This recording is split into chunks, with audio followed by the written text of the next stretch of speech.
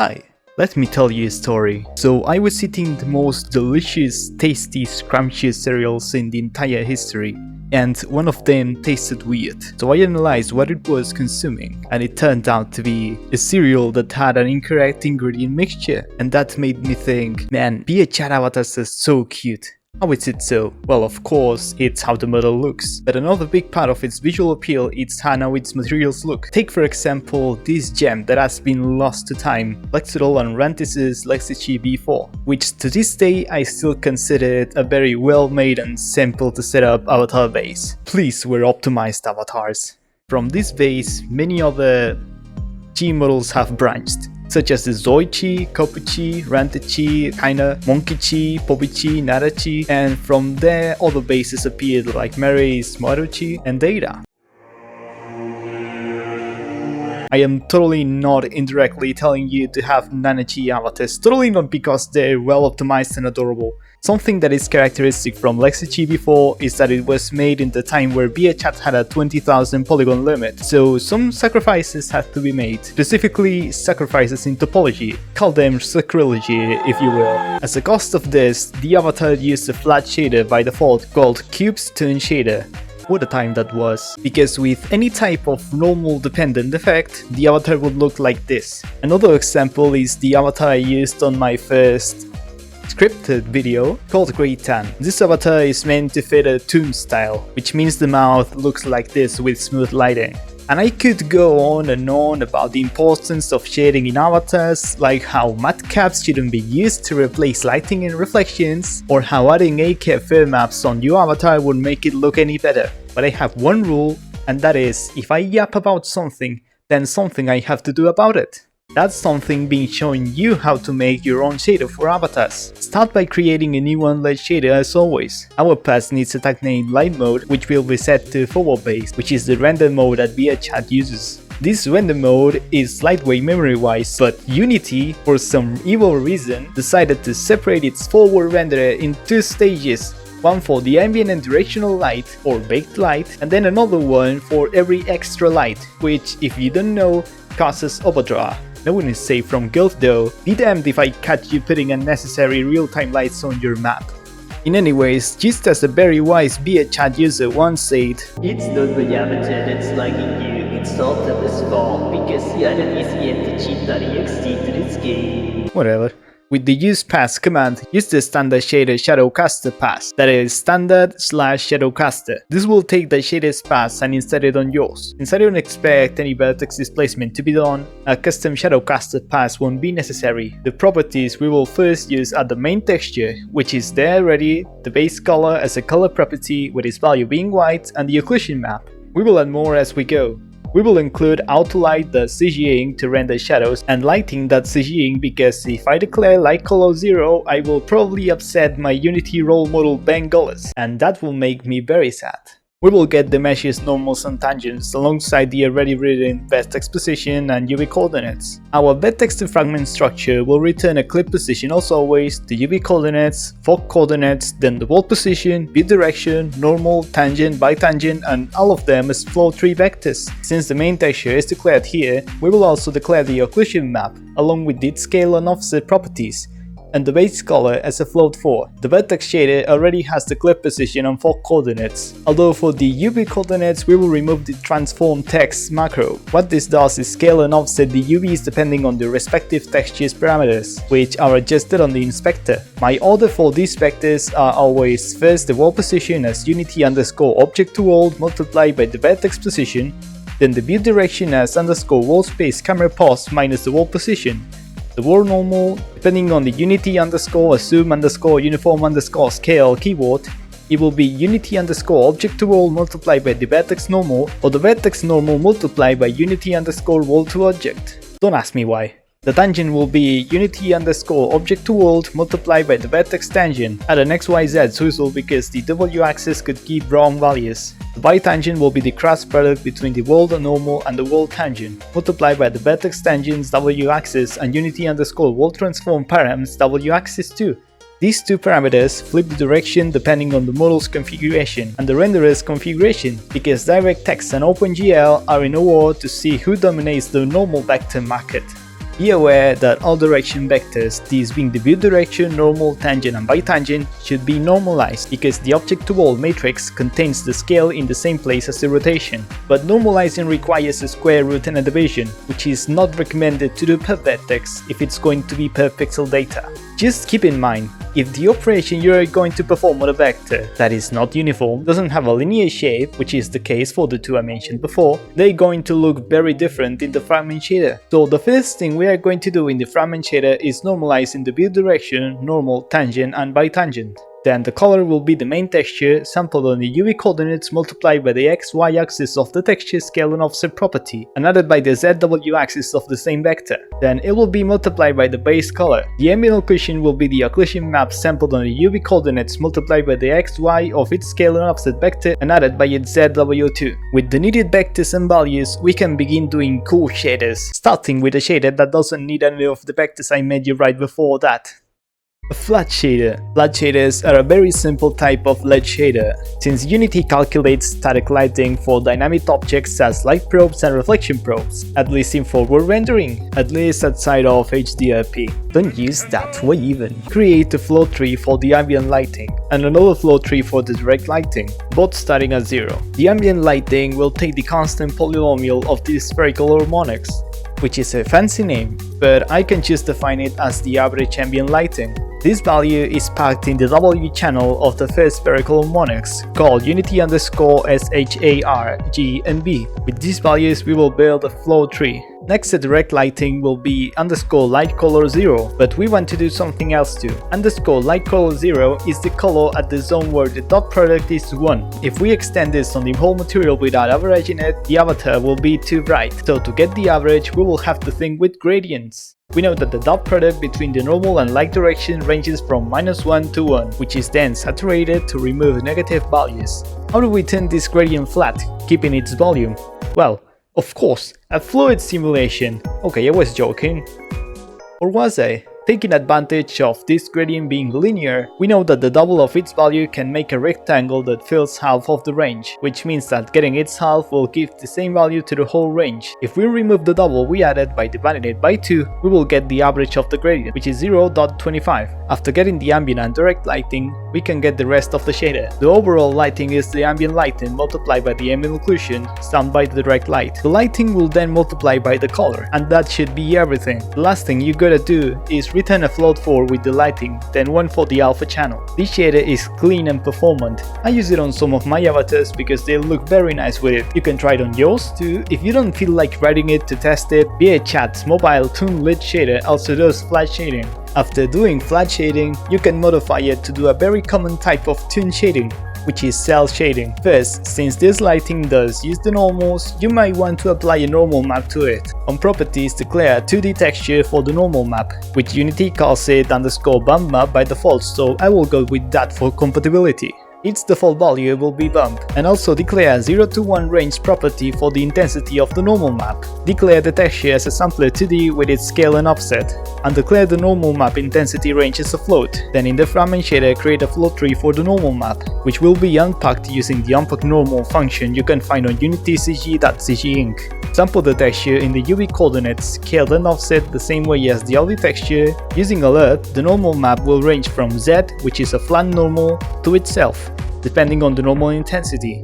Lastly, the normal will be the multiplication between the normal map and the TBN matrix, which is a 3x3 matrix made of the tangent, bitangent and normal. Aside from that, you might also want shadows. This step is simple. Include the following lines. Where the parameters are declared, insert the lines #pragma multi_compile_fwd base. On the vertex to fragment structure, replace the vertex by pos, because Unity wants it like that for some reason, and add the shadow codes macro. On the vertex shader, replace vertex by pose to match the structure, and add the line transfer shadow, with its input being the vertex to fragment structure we're going to output. Lastly, on the fragment shader, the shadows will be sampled on the float using the Unity shadow attenuation macro, first parameter being the input vertex to fragment structure and second being the wall position. Now for the shading. We can do it in two ways: render the dominant ambient light, then the direct light, or combine them both. To start, you have to get the dominant direction and intensity of the ambient light's first spherical harmonic. To get it, you have to understand how it works first. The constant polynomial is a single flat value, and the first harmonic gets added over it as a dot product between it and the normal for each color, meaning that the dominant direction is the direction between the three vectors, and the color is the magnitude of each vector. The direction will be the sum between all three unity_SHA values as XYZ vectors, and the color a float tree with the length of each respective unity_SHA, also as XYZ vectors. We have to do an important check before anything. The direction has to be normalized before doing anything, but it could happen that there's no spherical harmonics. So we will be normalizing 0, which causes nans, or not a number, which means that any value that touches it will also become none. So only if any of the direction's values are higher than 0, normalize the direction and calculate the dot product between itself and the normal. You can also move the color calculation there since you won't use it outside of the condition. The dot product will be quantized by the number of light levels you want. Do so by making a float for the number of light steps, multiplying the dot product by this number, sealing it, then dividing it by the number of light levels again. So you can saturate this to get the light levels only on one side, or leave it like that to make it affect both sides. Lastly, sum the ambient light by the dot product multiplied by the color. The direct light will be the same, but the direction will be replaced by underscore walls place like pose 0 as an XYZ vector, and the color will be replaced by underscore light color 0. Instead of adding to the current direct light vector, I will replace it. The dot product will also be saturated and multiplied by the shadows, so you can remove the previous calculation for the direct light if you want. Now, maybe you want to have all of this as a single gradient. What you have to do for that is remove the ambient and direct light assignments and dot products inside the conditions and make a flow tree for the combined color. The dominant direction is already there, so we don't need to create a new one. In the ambient lights condition, instead of assigning it to a new flow tree, add the ambient color to the combined color, and on the direct light, the dominant direction will be the normalized vector of itself plus underscore wall space light pose 0 as an XYZ vector. The combined color will be added by underscore light color 0. Now calculate the dot product between the normal and the dominant direction. You can optionally multiply it by the shadows too. Saturate it, then quantize it as before. The ambient light will remain untouched, and the direct light will be the dot product multiplied by the combined color. The next type of Toon shading is also a modification of the one we have currently. I use rim shading very frequently because it adds highlights to the avatar yet keeps a flat look. What you have to do is very simple. Get 1 minus the dot product between the view direction and the wall normal and saturate it. You can multiply it by itself a couple of times to get a smaller rim. After this, multiply it by 2 then subtract it by 1, because the quantization we're doing seals the value, which means the rim needs to have its half negative to affect the dot product. Then finally, saturate the dot products if they aren't and multiply them by that rim. I recommend the quantization is kept at 1 for this effect, but that's your choice. Now it's time to get smooth. Remove these lines, we are going to start from scratch. First, we will do the PVR way. The ambient light will be the shade SH9 function with a float 4 vector containing the normal and 1.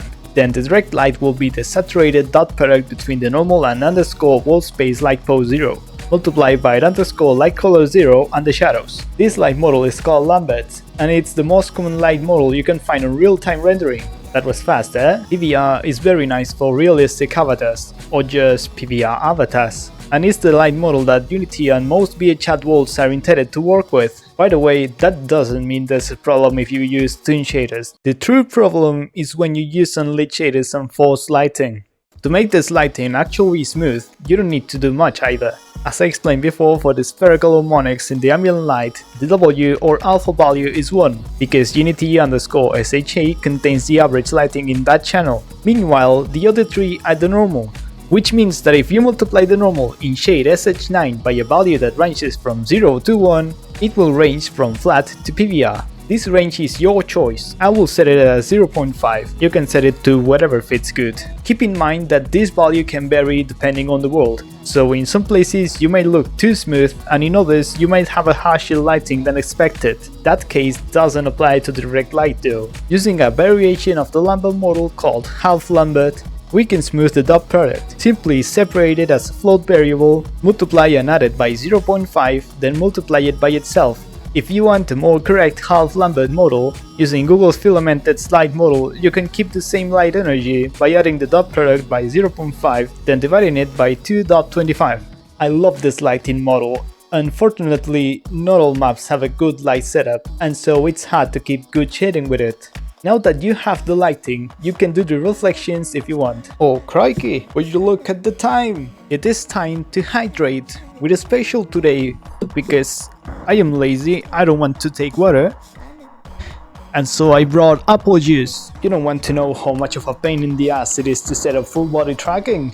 Why is it louder now? First, create a new 2D texture property called _metallic gloss map, which will contain the metalness and smoothness. Its default color will be white. Then create a 0 to 1 range for the metalness modifier, starting at 0, and another 0 to 1 range for the smoothness, starting at 0.5.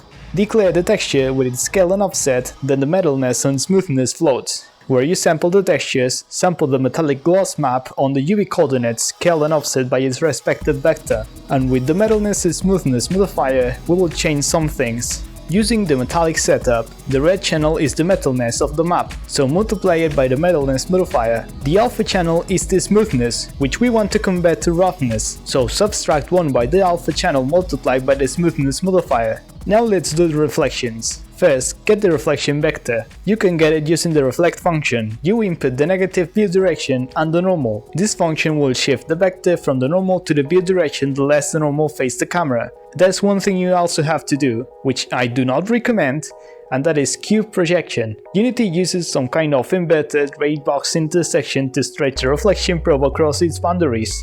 Unfortunately, due to the sharp edges on the intersection, rough reflections do not look good with this, so I really do not recommend you use them for your avatar. To get them, we will create a new float tree. If the reflection vector is higher than 0, the offset will be unity_spec_cube0_boxmax, otherwise it will be unity_spec_cube0_boxmin. These are the lower and higher boundaries of the box, subtracted by the wall position and divided by the reflection vector. The reflection vector will be the wall position minus unity_spec_cube0_pro position, plus the reflection vector multiplied by the minimum between the previous vector's 3 axes. Now we will sample the reflection cube map on a float 4.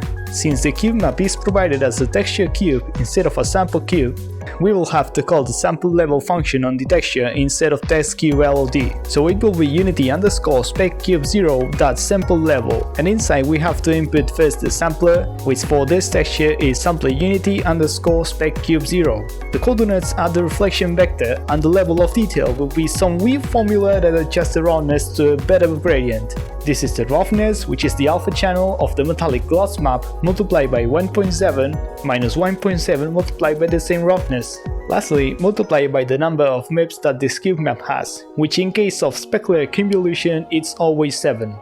The reflections will go through a function called decodeHDR to adjust its brightness. We will assign only its RGB channels because it returns a float tree. The first parameter is the reflections and the second parameter is unity_spec_cube0_HDR. In case of Toon shading, we will need the average color of the cube map. We will duplicate these two lines and set its result for a different name, but this time the MIP will be a big number. I usually put 11. Yeah, the Toon reflections will be the average color multiplied by the comparison of the reflections being higher than its value.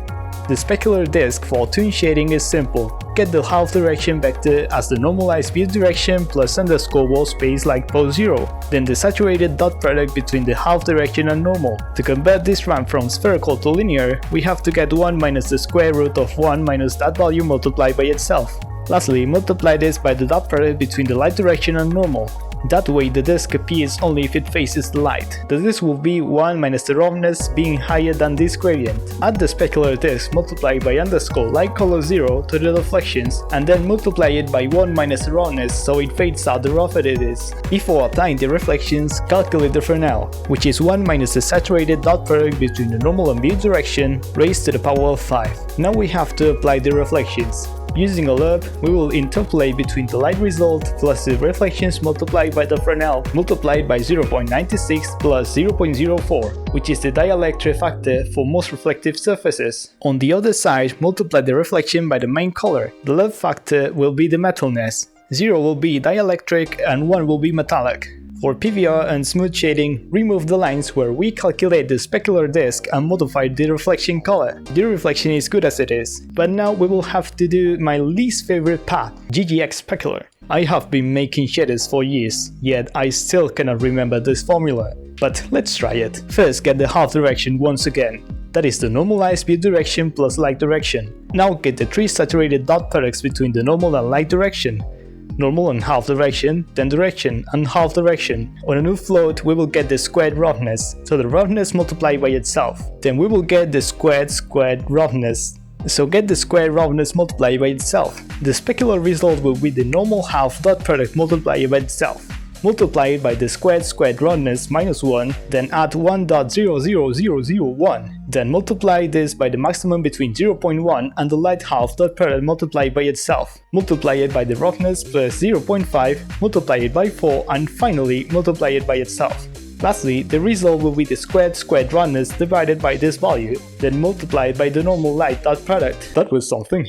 The last thing for our shader will be the outline. This one is simple. Duplicate the path, click the Fragment shader, the Vertex shader, leave only the Vertex position on normal on the updated structure and the clip position on the Vertex to Fragment structure. The light mode tag will be removed. We will set its scaling to front so it embeds the faces, and in the Vertex shader we will calculate the per vertex normal using the Unity object toward normal function from unitycg.cginc, with its input being the vertex normal. Before getting the clip position, we will separate it in 2 stages. First, it will calculate the wall position with unity_matrix_m, then the remainder of the clip position with unity_matrix_bp, with the second vector being a float 4 with the wall position 1.